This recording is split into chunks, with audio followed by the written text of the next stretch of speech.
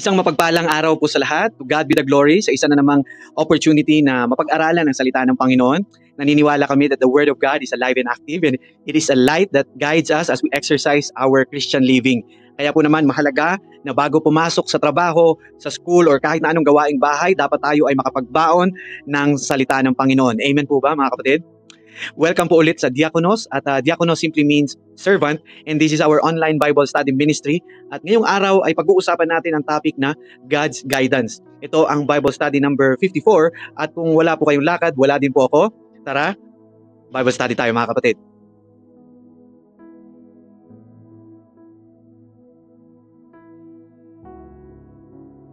Ang verse po natin today is Psalms 32 verse 8. It says, I will instruct you and teach you in the way you should go. I will counsel you with my loving eye on you. Ang Diyos ay nagtuturo at nag-i-instruct sa atin na tulad ng isang ama, a loving father na nagbabantay sa kanyang mga anak na nagtuturo at gumagabay sa kanila. Ang talatang ito ay isang mahusay na salamin, na perfect model, ika nga, ng kung ano ang dapat na maging ang isang pagiging magulang. Ang Bible na mismo ang nagbibigay sa atin ng image ni God na gusto niyang makinig sa atin at gusto niya tayong i-comfort at gusto niya tayong i-guide like a father. Ang sabi ng Psalms, the Lord is near to all who call on Him, to all who call on Him in truth. Psalms 145:18. At tulad ng isang magulang na importante sa kanilang makuha ang atensyon ng kanilang mga anak, ay ganun din si God sa atin. Mga kapatid, mahalaga na nagbibigay tayo ng atensyon to intentionally seek God. The Bible says, I am the vine, you are the branches. If you remain in me and I in you, you will bear much fruit. Apart from me, you can do nothing. John 15:5.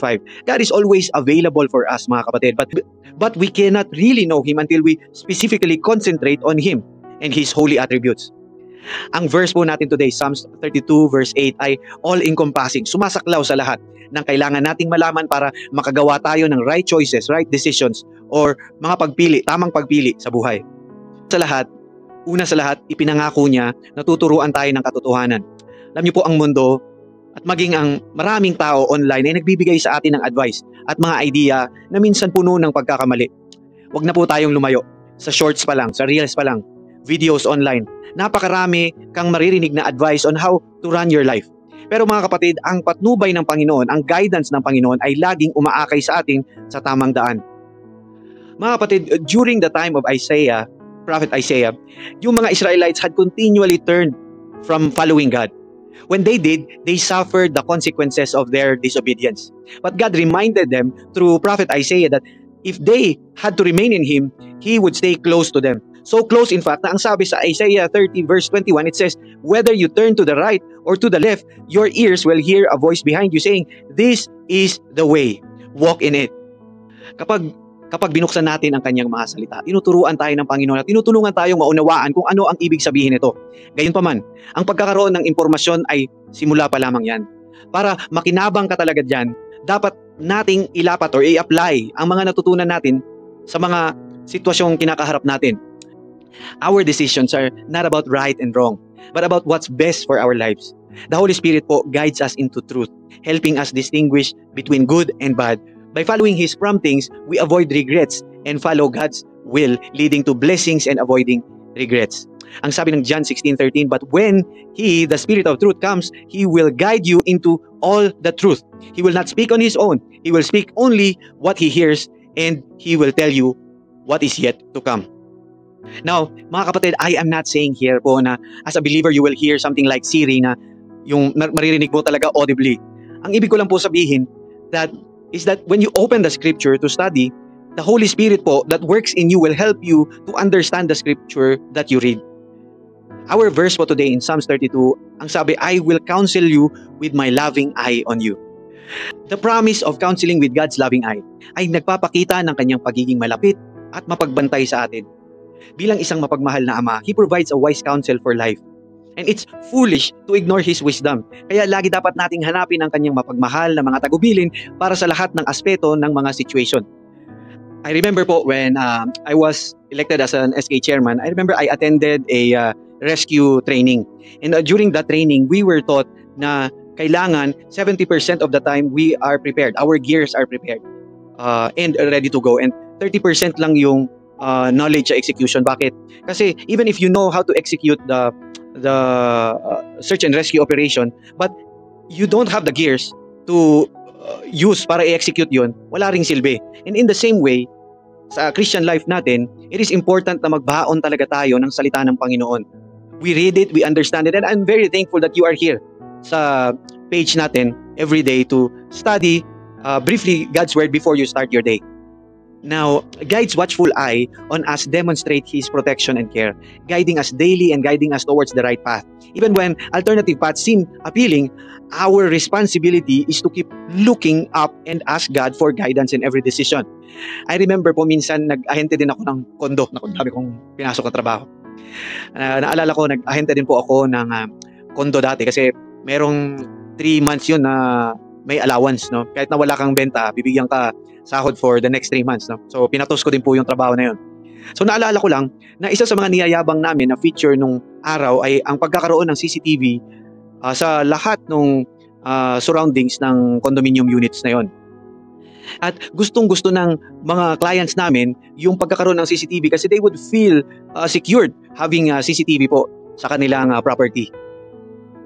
Anong sabi ng Proverbs 3:6? In all thy ways, acknowledge Him, and He shall direct thy paths. And so again, our responsibility is to keep looking up and asking God for guidance in every decision. At kung minsan po, may mga pagkakataon, ang iba ay lalapit sa atin para humingi ng advice. Kailangan nating humingi agad ng karunungan mula sa Panginoon. Kailangan na biblical ang ibinibigay natin na advice. Kung hindi, mananagot tayo sa Diyos para sa payo na ibinigay natin. Lastly, mga kapatid, as I end, in James 4:8, it says, draw near to God, and He will draw near to you. I encourage everyone to really seek God in spirit and in truth. Our verse today, God promises to instruct us with the way we should go, and He also promises that He watches over us. Kung wala ka pang relasyon kay Jesus Christ, kapatid, but if you're willing, acknowledge before God that I am a sinner. Sabi mo, Lord, I don't know how to pray, but I invite you into my life. Lord, iligtas mo po ako sa mga kasalanan ko that separates me from you. From this day onwards, I declare that you are now my Lord and my Savior, and I believe, Lord, that you raised Jesus from the dead to prove your words are true. Kapatid, if you have made that prayer, you are now a believer secured in Jesus' promises. I encourage you, kapatid, to find yourself a Bible-believing church. Magpa-disciple ka. Grow in the knowledge of our God. Mga kapatid, sa pagtatapos ng ating pag-aaral ng Psalms 32 verse 8, tandaan natin na ang Diyos ay ang ating teacher. Siya ang ating guide at siya ang ating advisor. Siya laging nakamasid at handang tumulong sa atin. Sa bawat desisyon at pagsubok, buksan natin ang kanyang mga salita at hayaan na ang banal na Espiritu ay magbigay sa atin ng karunungan. Magtiwala tayo sa pangako niya, mga kapatid, that He will, sabi niya, I will instruct you and I will teach you in the way you should go and I will counsel you with my loving eye on you. Let's pray po, mga kapatid. Panginoon, maraming salamat po sa iyong pangako at sa iyong gabay sa aming buhay. Salamat po sa Psalms 32 verse 8 na ipinangako mong tuturuan niyo po kami at gagabayan kami sa tamang daan. Sa mga kapatid po naming bagong sumasampalataya, itinataas namin sila sa inyo. Lord, nagpapakumbaba kami at tinatanggap ka bilang aming Panginoon at tagapagligtas. Patawarin mo po kami sa aming mga kasalanan at linisin kami mula sa lahat ng kalikuan. Ama, gabayan mo po sila sa bawat hakbang ng kanilang buhay. Hayaan mo kaming makaranas ng iyong presensya, pagmamahal at patnubay sa araw-araw. Tulungan mo po silang maghanap ng isang church na nagtuturo ng iyong salita at magpatuloy sa paglago sa kanilang pananampalataya. Ito po ang aming panalangin sa ngalan ni Jesus na aming dakilang tagapagligtas. Amen. If you are new here po, please consider hitting that follow button to get more of these short Bible studies. May God bless you, mga kapatid, and I'll see you, God willing, on the next episode. God bless you po, mga kapatid.